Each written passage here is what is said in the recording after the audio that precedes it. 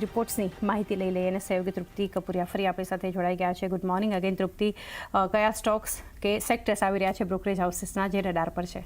Good morning ચાની. ચાની શરૂઆત આજે આપણે બજાજ ફાઇનાન્સથી કરશું. તો નોમુરા તરફથી ખૂબ જ એક પોઝિટિવ બ્રોકરેજ રિપોર્ટ આપણે સમક્ષ આવતો જોવા મળી રહ્યો છે. અહીંયા તેમને ખરીદારીની સાથે લક્ષ્યાંક તેમને વધારે દીધા છે, 1270 પ્રતિ શેર કર્યા છે. અહીંયા તેમનું કહેવું છે કે કોમ્પિટિશન અને રેગ્યુલેટરી અનિશ્ચિતતા છતાં પણ FY27માં કંપનીના AUMમાં લગભગ 24 થી 26% વાર્ષિક ધોરણે ગ્રોથની તેઓ અપેક્ષા રાખી રહ્યા છે. સાથે તેમણે એ પણ કહેવું છે કે RBI અને NBFC વચ્ચે ઘણી બધી ચર્ચાઓ ચાલી રહી છે અને ખાસ કરીને રિવોલ્વિંગ ક્રેડિટની એક વ્યાખ્યા જે છે અહીંયા સ્પષ્ટ થવાની પણ તેઓ અપેક્ષા રાખી રહ્યા છે. સાથે તેમનું એ પણ કહેવું છે કે પર્સનલ લોન સેગમેન્ટમાં ડેફિનેટલી કોમ્પિટિશન જે છે ઘણા જ ઊંચા સ્તર પર જોવા મળી રહી છે અને અર્બન પર્સનલ લોન છે તેનો ગ્રોથ પહેલેથી જ અહીંયા ધીમો પડતો જોવા મળી રહ્યો છે, પરંતુ ઓવરઓલ એક પોઝિટિવ બ્રોકરેજ રિપોર્ટ જોવા મળી રહ્યો છે. ત્યારબાદ નજર કરશું બજાજ હાઉસિંગ ફાઇનાન્સ પર. અહીંયા પણ જેફરીઝ તરફથી આપણને હોલ્ડ રેટિંગની સાથે લક્ષ્યાંક તેમને 192 પ્રતિ શેર કર્યા છે. અહીંયા તેમનું કહેવું છે કે FY26-29 પર અહીંયા પીએસ લેન્ડિંગ 23% AUM AGRની તેઓ અપેક્ષા રાખી રહ્યા છે. ખાસ કરીને FY27માં મોડરેટ થઈને અહીંયા બોટમ આઉટ થવાની પણ તેઓ અપેક્ષા રાખી રહ્યા છે.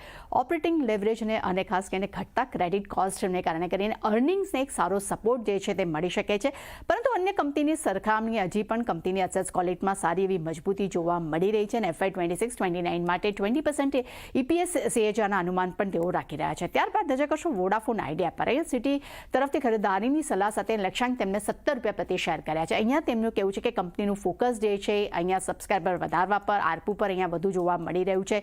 એટલું નહીં, ફંડિંગ પર પણ કંપની પોતાનું ફોકસ વધારી છે અને ફંડિંગ પ્રોગ્રેસ અને ખાસ કરીને પ્રમોટર સપોર્ટ અને AGR જે રિલીફ જે છે તે કેપેક્સ વિઝિબિલિટીમાં એક સુધારો પણ કરી શકે છે અને મેનેજમેન્ટને બાકીનું જે ફંડિંગ જે છે તે ટૂંક સમયમાં સુનિશ્ચિત કરવાની પણ તેઓ એક વિશ્વાસ તેઓ અહીંયા રાખી રહ્યા છે. મારુતિ સુઝુકી પર નજર કરશું. નોમુરા તરફથી આપણને ન્યુટ્રલ રેટિંગનો રિપોર્ટ જોવા મળી રહ્યો છે. અહીંયા લક્ષ્યાંક તેમને 14,071 રૂપિયા પ્રતિ શેર કર્યા છે. અહીંયા તેમનું કહેવું છે કે કંપનીએ 18 ઓગસ્ટથી પોતાના બધા જ મોડલ્સની સરેરાશ જે પ્રાઇસીસ વધારો જે છે લગભગ 0.5% કર્યો છે, જે FY27માં લગભગ 0.5%થી વધારે છે, પરંતુ તે Q1માં 300 બેસિસ પોઈન્ટથી વધુ કોસ્ટ પ્રેશર કરતાં પણ હજુ પણ તે નીચે અહીંયા જોવા મળી રહ્યો છે. આ કારણસર એક પોઝિટિવ રિપોર્ટ અહીંયા આપણને જોવા મળી રહ્યો છે. ત્યારબાદ નજર કરશું એમવે પર. અહીંયા જેફરીઝ તરફથી ખરીદારીની સલાહ સાથે લક્ષ્યાંક વધારીને તેમને 440 રૂપિયા પ્રતિ શેર કરી દીધા છે. અહીંયા તેમનું કહેવું છે કે વહેલી ટોપકોન એન્ટ્રી અને મજબૂત ઓર્ડર્સ બુકને કારણે કરીને કંપનીના ગ્રોથને સારો સપોર્ટ મળ્યો છે. કંપનીને અહીંયા ઇનગોટ અને વેફર મેન્યુફેક્ચરિંગના બેકવર્ડ ઇન્ટિગ્રેશન્સની પણ કંપની જે છે અહીંયા યોજના બનાવતી જોવા મળી રહી છે.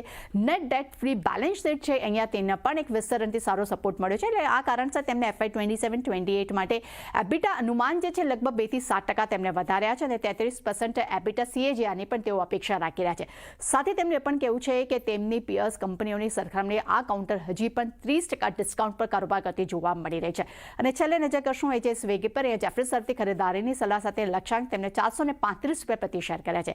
અહીંયા તેમનું કહેવું છે કે લગભગ 49.5% ફોરેન કેપ માટે શેર ધારકોને જે મંજૂરી મળી છે, જેને કારણે કરીને કંપનીના IOCC ટ્રાન્ઝેક્શન્સનો રસ્તો જે છે અહીંયા ક્લિયર થતો જોવાની તેઓ અપેક્ષા રાખી રહ્યા છે. ખાસ કરીને 1P ઇન્વેન્ટરીના આધાર પર અહીંયા ઇન્સ્ટામાર્ટ મોડલને એક સારો સપોર્ટ મળી શકે છે, જેને કારણસર અહીંયા આવનાર સમયમાં માર્જિન જે છે તે 80 બેસિસ પોઈન્ટની અપસાઇડ પણ તેઓ જોવાની અપેક્ષા રાખી રહ્યા છે.